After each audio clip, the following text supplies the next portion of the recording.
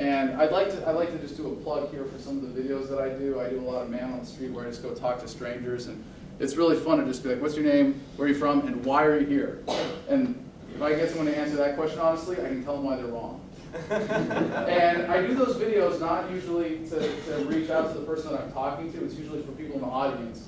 And when you put someone on camera, you put someone on the spot, and you reveal their cognitive dissonance that's keeping them in the statist mindset, it's really rare, and I get it sometimes, where you'll get people just go, oh my God, I'm totally wrong, tell me what's going on. It happens, I have videos like that too.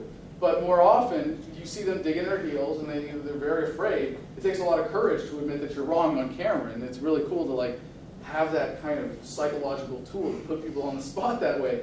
Because the way I do like a Socratic dialogue with people, all of those contradictions are exposed. And I would hope that people would share these videos and with the effect of people seeing them who might have been that guy in the conversation, like, oh shit, I don't want to be that guy. That guy's, everybody's commenting and telling him how stupid he is, you know? But you can't do that when you're dealing with someone in real life. When we got a one-on-one thing, you really just want, they are your target. You want them, you want to share with them what you have figured out that makes you a libertarian, that is of value to you. First of all, you've got to keep that in mind, that what you are doing is not convincing someone, you are sharing something. You figured something out that has enriched your life, that has made your life better. But you had your resistances too in adopting this, and you know that you weren't born a libertarian, you didn't just come out of the womb thinking this way, and you had your resistances. So just like a recruiter will say, why do you want to join the Marines? Let me pitch you on that. Why are you a statist? You kind of have to figure that out and identify that and hone in on that. And if it's, but who would build the roads? That should be a relatively easy one. Everybody's got to have a good answer for that in their back pocket. Not that it's going to be whipped out all the time.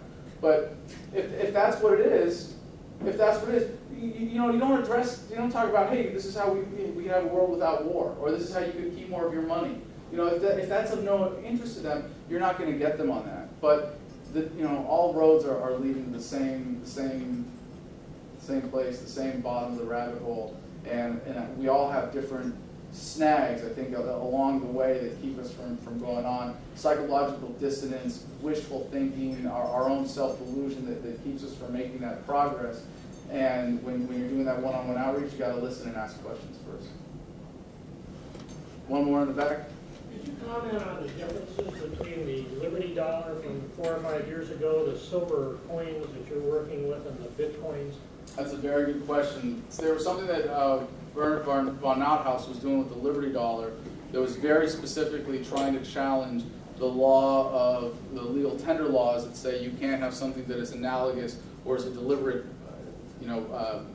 analogy of, visual analogy of actual circulating government currency, and was challenging it on, on those more specific grounds of intellectual property, saying that the government can't say a design with a bird on it is not acceptable for me to put on a coin because they put it on a coin, and specifically calling them dollars and trying to replace it with that. What we're doing is much more simple and straightforward, and we want this to be functional, and we want this to survive. And in fact, Rob Gray, the guy who's behind this, was a student, if you will, of von Nauthaus, and had worked with him for a time, and this is where they parted ways, is when he wanted to keep it in this vein of challenging the form of the currency itself. And Rob said, no, we just want to get silver out of the market and into people's hands in measurable amounts that they can use for barter. And I think he's had a lot more success that way. Although, this gets to the bigger conflict. When people think, how should I be agorist in this method or in this particular area or not? Like, should I report the cash that I get for walking my neighbor's dog on my income tax forms, right? Like, by the way, the answer to that is a pretty easy no. But when they're making that decision, it's like, oh, I'm a criminal now. I'm evading the tax man. I could get in trouble if they found out that I was walking my neighbor's dogs and got paid $50.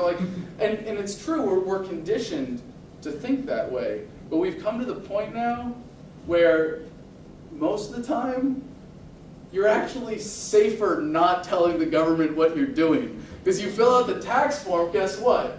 Now you're liable for 10 more crimes about how you filled it out wrong. Whereas if you didn't fill it out at all, you might be on the hook for something later, but really you're a lot safer. I mean, that's the crazy thing. You are safer in the gray and black market than in the proverbial misnamed white market. Selective enforcement.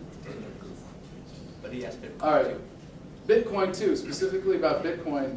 I wouldn't recommend that anybody put more than they're capable of losing into any cryptocurrency until we come to the point of stability, which is going to be after it's killed the dollar, after it's killed all the fiat currencies, be it through commodity online banking and it's some cryptocurrency hybrid with commodities behind it, or it's some pure cryptocurrency.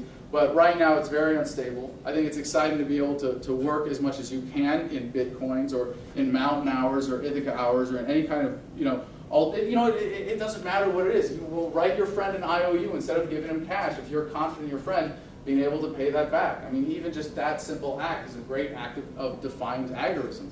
But Bitcoin might end up being the MySpace of the cryptocurrency, and that Litecoin will be Facebook. But I don't think it's going to be either of those. But at some point, there's going to be a point of stasis or stability where you're going to see it, either come to a perfectly stable curve where the fluctuations in price are very, very small, or you're going to see, a mutual fund kind of basket of cryptocurrencies that's extremely stable. And until we get to that point, I wouldn't recommend anybody put anything that they can't afford to lose immediately into that. But for savings that you don't have to worry about, silver in a box in your basement, that's still king.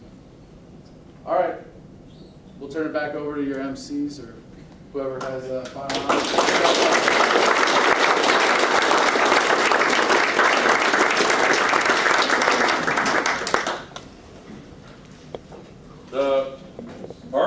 Party time, right? Where's that? Room 201 and room 240. Yes. I think that's it. Any other final things from anybody? What's the name of your party? It's Dante's Inferno room. And then I think the other one's just called LCM Hospitality. Pretty straightforward.